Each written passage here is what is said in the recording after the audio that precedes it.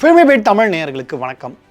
தென்னிந்திய சினிமாவின் குந்தவை, காதலர்களுக்கு ஜெஸ்ஸி, ஜானு, விஜய் ரசிகர்களுக்கு தனலட்சுமி இப்படின்னு பல பேரில் செல்லமாக அழைக்கப்படக்கூடிய ஒரு நடிகை தான் த்ரிஷா கிருஷ்ணன் அவர்கள்.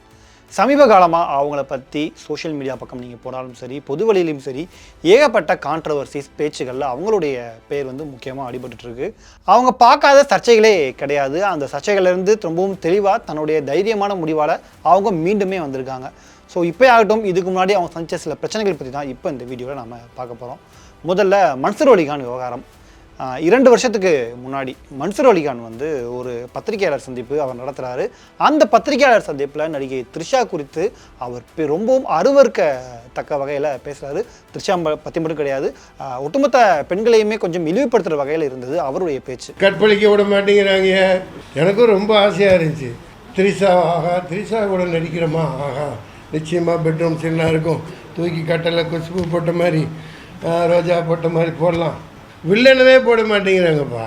மன்சூர் அலிகான் த்ரிஷா பற்றியும் பெண்கள் பற்றியும் பேசின இந்த ஒரு விஷயம் அப்போ மிகப்பெரிய பேச பொருளாச்சு. பலருமே மன்சூர் அலிகானுக்கு எதிராக தங்களுடைய கண்டனங்களை தெரிவிச்சிட்டு இருந்தாங்க. குறிப்பாக அவர் பேசின காரணமே லியோ திரைப்படம் தான். லியோ திரைப்படம் லோகேஷ் கனகராஜ் இயக்கத்தில் விஜய் த்ரிஷா நடிச்சிருந்திருப்பாங்க. அந்த படத்தில் மன்சூர் அலிகானும் ஒரு முக்கியமான கதாபாத்திரத்தில் நடிச்சிருந்திருப்பார். அந்த படத்தினுடைய செகண்ட் ஹாஃப், அதாவது அந்த ஃப்ளாஷ்பேக்கை ஓப்பன் பண்ணுறதே இவர் தான் சொல்கிற மாதிரி இருக்கும். ஸோ அந்த படத்தில் த்ரிஷாவோட நடிக்க முடியல, கண்ணிலே காட்டலை அப்படின்ற மாதிரி ஆரம்பித்து தான் சில விஷயங்களை அவர் சொல்லியிருப்பார். அது ரொம்ப அருவருக்கத்தக்க வகையில் தான் இருந்துச்சு. இதுக்கு பலருமே தங்களுடைய கண்டனங்களை தெரிவித்தாங்க. குறிப்பாக அந்த படத்தினுடைய இயக்குனர் லோகேஷ் கனகராஜிலிருந்து சினிமா வட்டாரங்களில் இருந்த பலருமே மன்சூர் அலிகானுக்கு எதிராக தான் போர்க்கொடி தூக்குனாங்க. இயக்குனர் கார்த்தி சுப்ராஜ் ஆகட்டும் உட்பட பலருமே நம்ம மன்சூர் அலிகானுக்கு எதிராக தங்களுடைய கண்டனங்களை தெரிவித்தார். ஒரு கட்டத்தில் மன்சூர் அலிகான் அதுக்கு மன்னிப்பும் கேட்டார். அவருக்கு பின்னாட்களில் போலீஸ் ஸ்டேஷன் வரணும், அவர் அரெஸ்ட் ஆக போகிறாரு, இந்த மாதிரி ஏகப்பட்ட சர்ச்சைகளை சிக்கி அந்த ஒரு கேஸ் நடந்தது. ஆனால் த்ரிஷா ரொம்பவும் தைரியமாக அதை எதிர்த்து போல்டாக ஒரு அறிக்கை விட்டாங்க. நல்ல வேளை இந்த மாதிரியான மனிதர்களோடு சேர்ந்து நான் ஒர்க் பண்ணலை, அவர் பேசுனது ரொம்பவும் அருவருக்கத்தக்க வகையில் இருக்குது, இது மனித குலத்துக்கே அவமானம் அவர் அப்படின்ற மாதிரி ரொம்பவும் தைரியமாக தன்னுடைய அறிக்கையை விட்டுருந்தாங்க. இது பலராலும் பாராட்டப்பட்டது. அப்போ ஸோ இந்த சர்ச்சை கொஞ்சம் கொஞ்சம் அப்படி அமைதியாக இருக்கும்போது தான் இந்த வருஷம் தமிழக பாஜக தலைவர் நயினார் நாகேந்திரன் விஜயை விமர்சிக்கிறதா நினச்சி த்ரிஷா மீது ஒரு அபாண்டமான ஒரு விஷயத்த சொல்கிறாரு. விஜய் முதல்ல த்ரிஷா வீட்டிலேருந்து வெளியே வரட்டும், வெளியே வர சொல்லுங்கள் அப்படின்னு தமிழக பாஜக தலைவர் நயினார் நாகேந்திரன் ஒரு பத்திரிகையாளர் சந்திப்பில் சொல்கிறாரு. முதல்ல வீட்டிலேருந்து வெளியே வரணும், த்ரிஷா வீட்டிலேருந்து முதல்ல வெளியே வந்தால் தான் முதல்ல எல்லாமே நடக்க முடியும். இது ஒரு மிகப்பெரிய அதிர்வலைகளை ஏற்படுத்துது. சினிமாக்காரங்க என்ன வேணால் பேசிக்கலாம், ஆனால் சினிமாவை தாண்டி ஒரு அரசியலில் அதிகம் தமிழ்நாட்டில் ஒரு மிக முக்கியமான கட்சியை சேர்ந்த ஒரு தலைவராக இருக்கக்கூடிய ஒருத்தர் எப்படி ஒரு நடிகையை இப்படி விமர்சிக்கலாம், அதுவும் ஒரு நடிகரோடு சேர்த்து ஒப்பிட்டு பேசுறது எப்படி சரி அப்படின்னு அவர் மீது ஏகப்பட்ட கண்டனங்கள் தெரிவித்தது. குறிப்பாக திமுக எம்பி கனிமொழி அவர்கள் இது பெண்களின் கண்ணியத்தை குறைக்கும் செயல் அப்படின்னு ரொம்பவும் காட்டமாகவே சொல்லியிருந்தாங்க. பலவும் சர்ச்சைகள் இதாச்சு. அதுக்கு பிறகு த்ரிஷா தன்னுடைய வழக்கறிஞர் மூலமாக இதுக்கு ஒரு பதிவு போட்டிருந்தாங்க. அதில் என்ன குறிப்பிட்டிருந்தாங்கன்னா, அரசியலில் மிக உயர்ந்த பதவியில் இருக்கக்கூடிய ஒருத்தர் இவ்வளவு கீழ்த்தரமாக செயல்படுவார்னு நான் நினச்சி கூட பார்க்கல, நான் எந்த அரசியல் கட்சியை சார்ந்தவளும் இல்லை அப்படின்னு தெளிவாக ஒரு அறிக்கையை குறிப்பிட்டிருந்தார். இதுக்கு பிறகு திரும்பவும் நயினார் நாகேந்திரன் அவர்கள் இதுக்கு வருத்தம் தெரிவித்து மன்னிப்பும் கேட்டிருந்தார். சரி, பிரச்சனை முடிஞ்சிருது, த்ரிஷா இனிமேல் அந்த சர்ச்சையிலும் சிக்க மாட்டாங்க அப்படின்னு நினைக்கும் போது திரும்பவும் இப்போ த்ரிஷா பேரும் மிகப்பெரிய சர்ச்சையில் சிக்கியிருக்கு. நடிகர், இயக்குனர், தயாரிப்பாளர் பார்த்திபன் அவர்கள் த்ரிஷா பற்றி ஒரு விழாவில், அதாவது ரேபிட் ஃபயர் அப்படின்ற ஒரு நடிகர் பேர்லாம் வரும், ஃபோட்டோவாக வரும், டக்குன்னு அவங்கள பற்றி ஏதாச்சும் சொல்லிக்கிட்டே இருக்கணும். அந்த ஒரு நிகழ்ச்சியில் அஜித், விஜய் பற்றி பேசிகிட்டு இருக்கும்போது டக்குன்னு த்ரிஷாவுடைய ஃபோட்டோ வருது.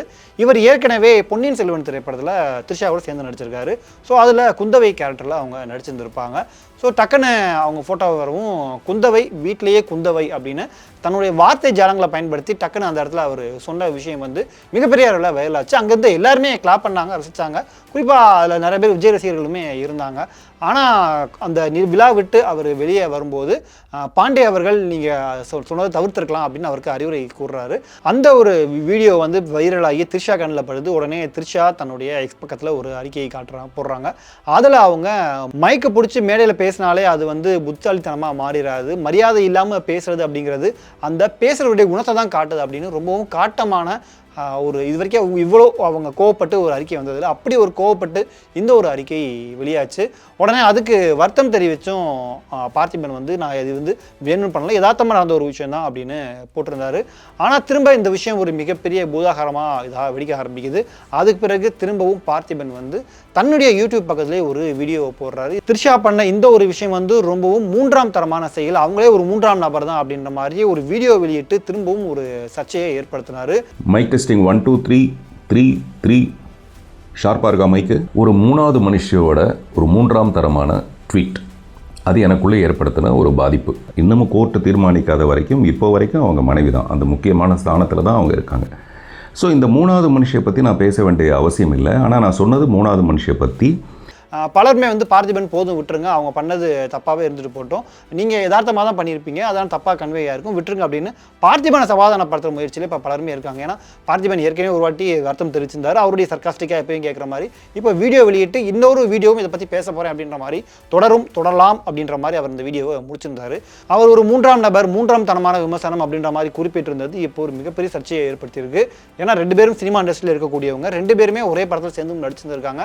திரும்பவும் காலம் இவங்களை ஒரே படத்தை கூட திரும்ப நடிக்க வைக்கலாம். அப்படி இருக்கும்போது பார்த்திபன் இப்படி பேசினது மிகவும் சர்ச்சைகளை ஏற்படுத்தியிருக்கு. குறிப்பாக நடிகர் பார்த்திபனுக்கு ஆதரவாக வி சப்போர்ட் பார்த்திபன் அப்படின்ற ஹேஷ்டாகுமே ட்ரெண்ட் ஆச்சு.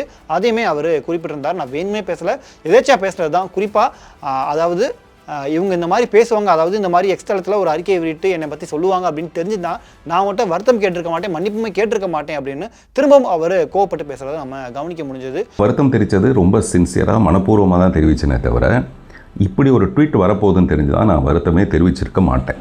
ஸோ த்ரிஷா தொடர்ந்து இந்த மாதிரி சர்ச்சைகளை சிக்கிட்டே இருக்காங்க. காரணம் இப்போ ரீசெண்டாக கல்பாத்தி சுரேஷ் அவர்களுடைய ப்ரொடியூசர் கல்பாத்தி அகரம் சுரேஷ் அவருடைய மகன் திருமணத்தினுடைய ரிசப்ஷனுக்கு நடிகர் விஜயும் த்ரிஷாவும் ஒரே காரில் ஒரே மாதிரியான ட்ரெஸ் போட்டு வந்தது தான் ஒரு மிகப்பெரிய சர்ச்சையை ஏற்படுத்துச்சு. காரணம் அது கொஞ்ச நாளைக்கு முன்னாடி தான் விஜய் அவர்களுடைய மனைவி சங்கீதா செங்கல்பட்டு குடும்ப நல நீதிமன்றத்தில் விவாகரத்து கேட்டு மனு தாக்கல் பண்ணியிருந்தாங்க.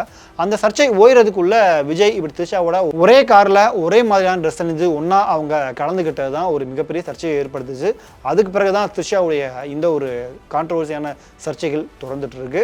ஆனால் த்ரிஷா ஒரு முடிவில் தெளிவாக இருக்காங்க. யார் என்ன வேணால் சொல்லட்டும், நான் என்னுடைய விஷயத்தில் தெளிவாக தான் இருப்பேன். யார் என்ன வேணால் பண்ணட்டும், அவங்களுக்கு எதிராக என்னை பற்றி தப்பாக பேசினாங்க அப்படின்னா என்னுடைய அறிக்கையை அவங்க தைரியமாக கொடுத்துக்கிட்டு இருக்காங்க. அவங்களுடைய பாயிண்ட் என்னவா இருக்குது அப்படின்னு பார்த்தீங்கன்னா, யார் என்ன வேணாலும் பேசட்டும், அவங்க ஒருத்தவங்களை பற்றி தப்பாக பேசுகிறாங்கன்னா அது அவங்கள பாதிக்காது, யார் பேசுகிறாங்களோ அவங்களுடைய குணத்தை தான் அது காட்டுது அப்படின்ற ஒரு பாயிண்டில் த்ரிஷா தெளிவாக இருக்காங்க. ஸோ இந்த ஒரு விஷயம் இன்னும் சர்ச்சையாகி போயிட்டே இருக்குது. இந்த ஒரு இஷ்யூ பற்றி தொடர் சர்ச்சைகளை சந்திக்கிற த்ரிஷா அதிலிருந்து அவங்க கொடுக்கக்கூடிய சில கமெண்ட்ஸ் ஆகட்டும், தைரியமான அறிக்கைகள் ஆகட்டும், இதை பற்றி நீங்கள் என்ன நினைக்கிறீங்க?